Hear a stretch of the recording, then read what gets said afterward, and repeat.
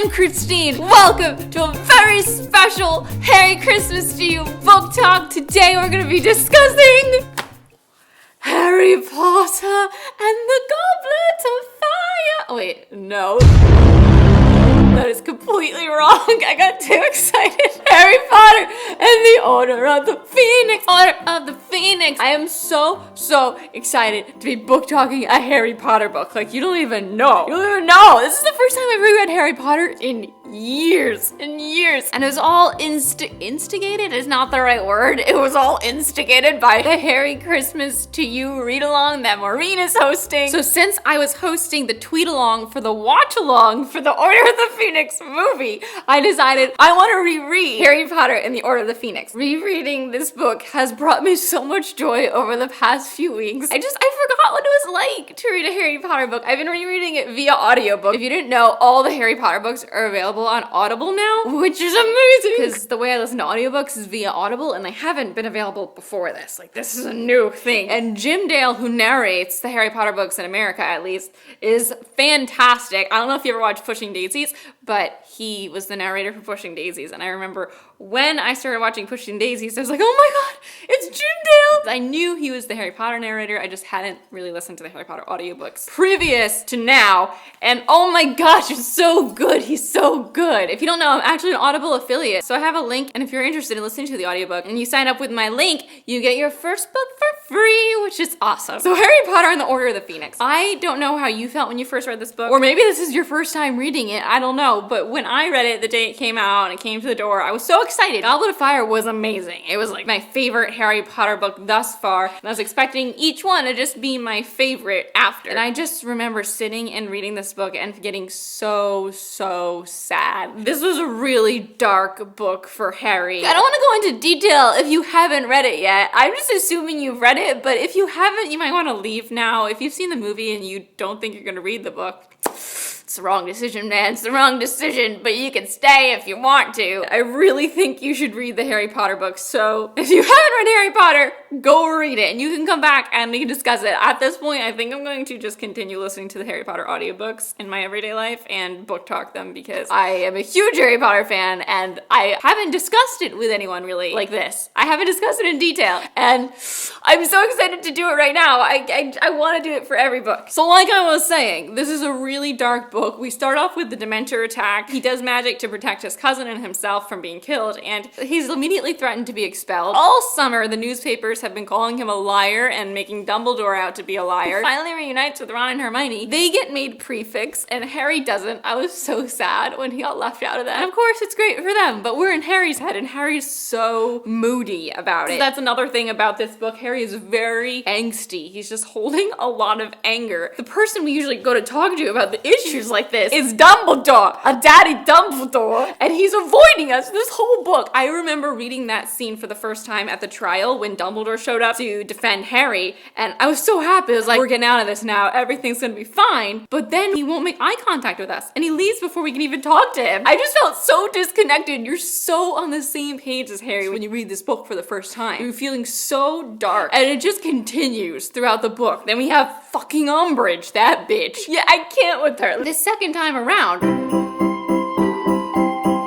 I just enjoyed the book because I knew it was coming, but the first time, that first attention when he has to write I will not tell lies and it appears in his hand, he has to do it for hours and hours and hours, and then he doesn't tell Ron and Hermione or McGonagall or anyone that it's happening. Oh, it was so frustrating. The only ray of light that we have is Dumbledore's army, and those meetings were my favorite part of this book and Harry's favorite parts of year 5. Harry can't go to the Quidditch meetings. He finally gets back on the pitch and he gets a lifelong ban. We're dealing with Ron and a stupid Weasley as our king. Ron is the most frustrating Quidditch player. I understand that he's good when he's not nervous, but he's nervous all the goddamn time. The one game that he pulls it out for the team, Harry and Hermione miss it because Hagrid must show them Grop. This is the book of Grop. Hagrid was another thing that was frustrating here because Harry also finds a lot of support in Hagrid. Hagrid isn't around, and then when he comes back, he won't tell us what the hell he's been up to for the last 50 years. And I remember reading that the first time. I found his story of where he was to be very anticlimactic. A stupid story that went on and ended in a fail. He failed the mission. But then we have those occlumency. We have those occlumency lessons with Snape, which Harry hates and I hated too. That was not a fun experience. Harry's always feeling sick in this book from his scar hurting. This time I like the book so much better than I did the first time. There's so many little details that I forgot because I've just seen the movie lots of times since then. The book is so much better than this movie. You really don't grasp exactly how horrible this year was unless you read the book. Just watching Umbridge come to every fucking classroom and be like, and they had to stop their lesson, turn to her. Yeah, what? Did you get my letter this morning saying that I was coming to judge your lesson? When she was observing Hagrid's lesson, I want to slap that bitch across the face. Like, every 5 seconds, she's interrupting him. How are you expecting him to teach if you don't let him speak? And then Hagrid's getting more and more nervous. In the book, Thestrals are kind of a mysterious thing until about halfway through. In the movie, I think we learned right at the beginning when Harry can see them and Ron can't, that you can see these animals if you've seen death. But in the book, Harry sees them and he's like, why can't you guys see them? And Luna's like, I can see them. And he's like, oh great, me and the crazy girl can see the invisible horses. Haha. They're mentioned a few times in passing leading up to Hagrid's lesson where we do learn about Thestrals. I always was super excited to see that scene play out when they got on the Thestrals and Ron couldn't see the Thestral. Like, I want to see him hobble onto nothing. Mr. Weasley is attacked. That's super dark. We're already not talking to Dumbledore. And then Voldemort sets up that trap for Harry. And now, reading it now, it's so clear to me that this was a trap. Reading it before the first time, I thought it might be a trap, but I was concerned for Sirius. I was like, no, we have to go. But Hermione stops him from going. And I'm like, yes, listen to Hermione, listen to Hermione. I didn't actually remember that they went to Umbridge's fire to contact Sirius. Sorry, I call him Sirius. I've called him Sirius since I started reading the books. I'm just realizing that you guys call him Sirius. I'm calling him Sirius.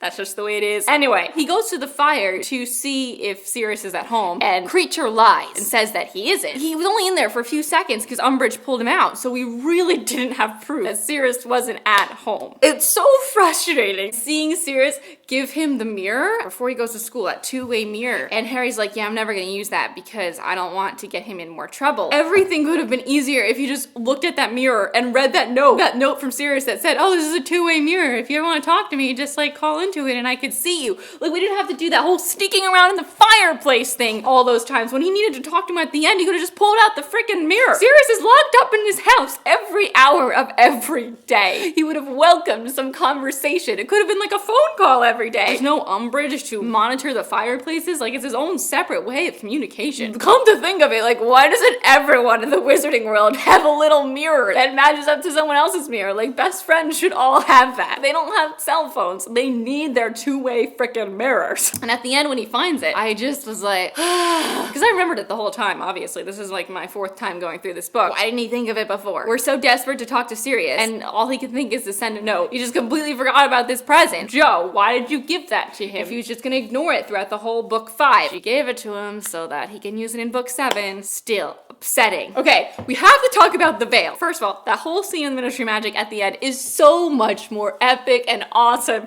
in the book than in the movie. I remember the first time I saw the movie, that was what I was most disappointed about. I was so excited to see them like in that brain room with all the weird time pieces. That bubble, there's a bird's egg in, and the bird hatches and grows and then dies and then falls back into the egg and keeps circling around. I wanted to see all that. Let me just refresh your memory if you don't remember. We're there with Neville, Luna, Ron, Hermione, and Harry. When you walk into the door to the Department of Mysteries, it closes behind you and then everything rotates. So there's a million doors around you and you don't know which door is the exit. You don't know which door was the one that you wanted to go through in the first place. So they have to test the doors and then come out of it and draw an X on that door, and then the doors rotate again. It's a very, very cool scene. They walk into a few different rooms. The one that I wanted to see the most being the brain room. This was the scene that, like, I always remember Ron and the freaking brain strangling him. This room, it has an aquarium full of brains, and it has that bubble, that time bubble I was telling you about. It also has a case full of all the time turners. That case ends up breaking when they start fighting with the Death Eaters, and it keeps rebuilding itself because it's like time turner and it's all weird in the Department of Mysteries, but it's continuously breaking, and that's the excuse in the future for the fact that time turners are all gone because they all broke and the Ministry of Magic had them all in that chest. And then they go to the prophecy room. They go to row 97. It's gotta be here, row 97. Harry, he's not fucking here.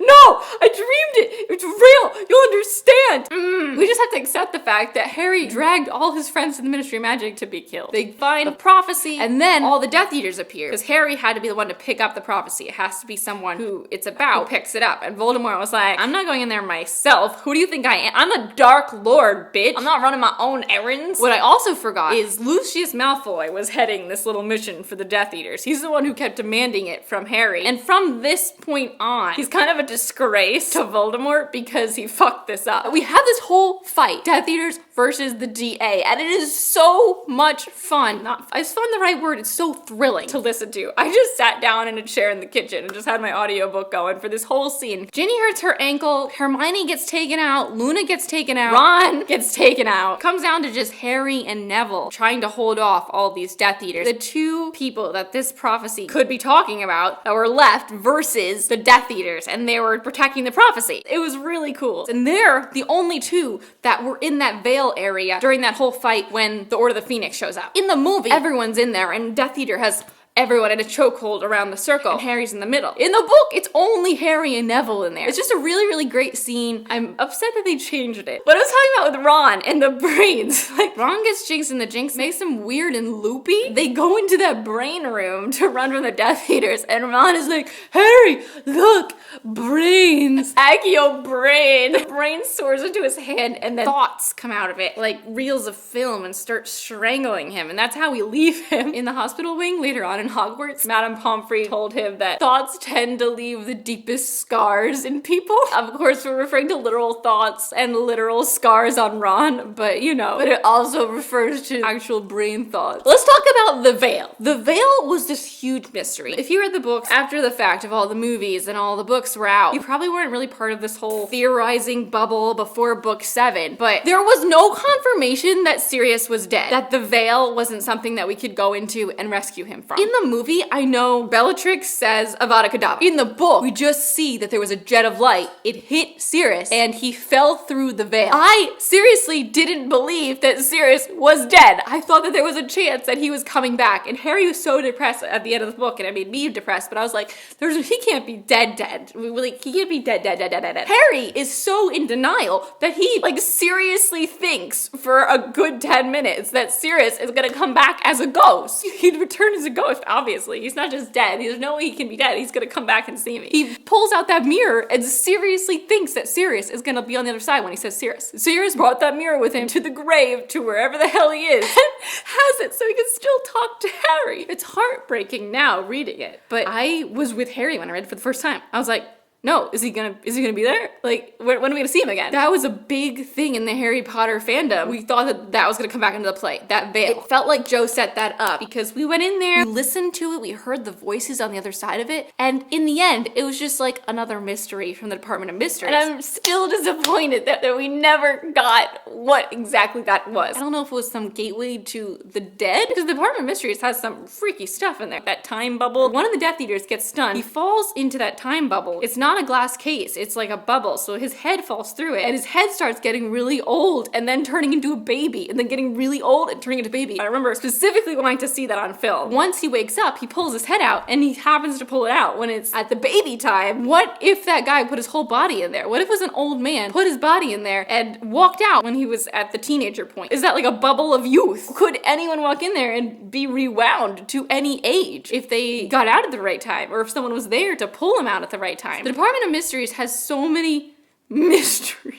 It would be very, very cool to see a character who worked there have an adventure because they worked there. I'd definitely read that book. Even the end fight, Dumbledore versus Voldemort, is much more elaborate in the book than it is in the movie. In the movie, that scene in the movie was fantastic. And there's that ball of water and the ball of fire, but the statue doesn't come to life. You know, that statue in the Ministry of Magic foyer. And Dumbledore just immobilizes all the Death Eaters that were fighting the Order of the Phoenix in the Veil Room. He just comes in there, he's like, whoop-a-doop-a-doop-a-da. Everyone's frozen, leaves, takes on Voldemort, kicks his ass, and saves Harry's life. It's glorious. The ease at which he does everything. You don't get that feeling in the movie. In the book, it's like, wow, this guy is fucking awesome. I know Dumbledore is my favorite character, and I forget why sometimes. Then I reread something, and I remember. He's the shit! I love seeing the Quidditch games again. In movie 5, there is no Quidditch at all. I remember being really disappointed in that. Watching Fred and George make their great departure from Hogwarts, like, it's fun in the movie. It's so much better in the book. They accio their brooms, and they come flying with chains on them from Umbridge's office. It's just a really, really great book. Harry Potter is really, really great. There's so much at the beginning of the book that isn't included in the movie either that I had forgotten about. Mrs. Black's portrait, I was dreading that part of the movie, and thank God it wasn't in there because she was so annoying. When they're cleaning out one of those rooms, they find the locket. They mention that they found a bunch of stuff and a locket, and I'm like, oh my God, that's the Horcrux. They just like threw the Horcrux over their shoulder. It's just insane how much foreshadowing Joe slipped in without us even knowing it was foreshadowing. Some books when you're reading it, you're like, oh, this is definitely a plant for something. There's just so much detail in Joe's books. So much detail that doesn't come off as detail. Like, it doesn't come off as boring little details that you're reading, but it's there. It's just because all the details are really cool. All of the Wizarding World bits and bobs, we just eat them up because we want to live in that world. We want to know more about it. I mean, I could talk about this forever. I'd love to hear your thoughts upon rereading. Your favorite scene in the book that was changed in the movie. Mine is definitely the final climax. It's so good. It's so good in the book. I forgot. Thank you for watching. Which Harry Potter book is your favorite too? Share, let me know. 5 is definitely not my favorite. 7 is my favorite, but I'm gonna reread them all and reassess now that I have some perspective. And now I'm like 10 years older than the first time I read this book.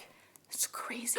I'm excited to keep rereading. Thank you for watching. I'm Christine. I make videos every Tuesday. I'll see you next time.